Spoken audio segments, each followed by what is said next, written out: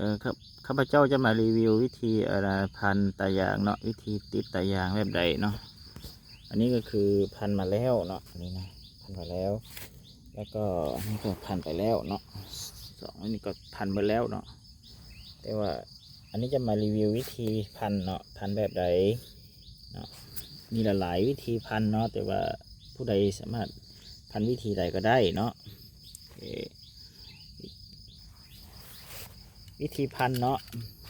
ถ้าไทยเจนะเวลาเขาพันนะเขาจะพันนะเขาก็กรีดตัวนี้ออกเนาะกรีดตัวนี้ออกเพื่ออย่างเพื่อว่าเขาจะลอกเปลือกตัวนี้ออกแล้วเอาตายางไปติดใส่เนาะเขาก็กรีดมันออกเนาะกรีดมันออกเนาะแล้วเขาก็ลอกเปลือกมันออกเนาะตัวนี้หลอกได้บ่ตัวนี้นะตัวนี้หลอกบ่ได้ปันตีปันไดเนาะถ้าหลอกบ่ได้ก็บ่หลอกเด้อถ้าหลอกได้จึงหลอกเอาถ้าหลอกบ่ได้มันบ่ติดเนาะน่าจะได้อยู่นะ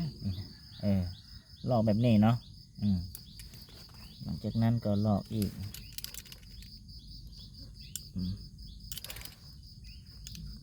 หลอกออกเนาะแบบนี้เนาะหลอกออกแบบนี้เลยเต็มตีจุดปอแล้วสักเต็มตีอ๋อใช่หรอแล้วก็มาเบิ้งเนาะตาพันเนาะก็ใช้กับปอดจังเนาะตาพันเขาต้องเบิ้งตามันเนาะตามันต้องเป็นแบบนี้เนาะมันยังมีหน่วยยังมีตามเนาะตาเม็ดปุ้มนิดนึงเนาะนี่เป็นแบบนี้เนาะอันนี้เอาได้หมดเลยอันนี้ก็เอาได้หมดอันนี้ก็เอาได้หมดเลยอันนี้เอาได้เนาะถ้าเขาถ้าเขาสิเอา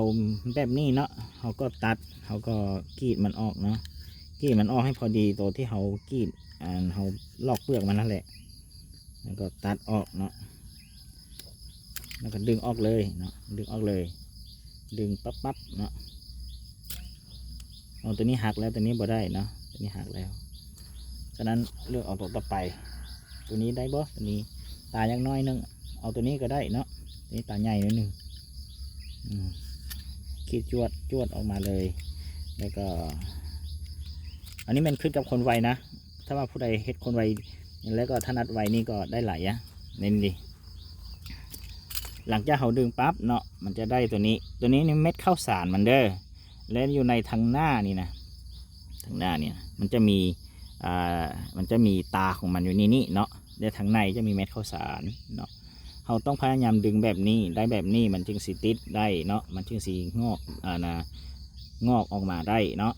หลังจากที่เราเห็ดได้แล้วเราก็เอาไปติดใส่เนาะติดใส่เลยติดใส่แบบได้เนาะติดใส่ก็ติดใส่นี้เลยแหละเนาะเขาก็วิธีล็อกพยางเนาะล็อกพยาง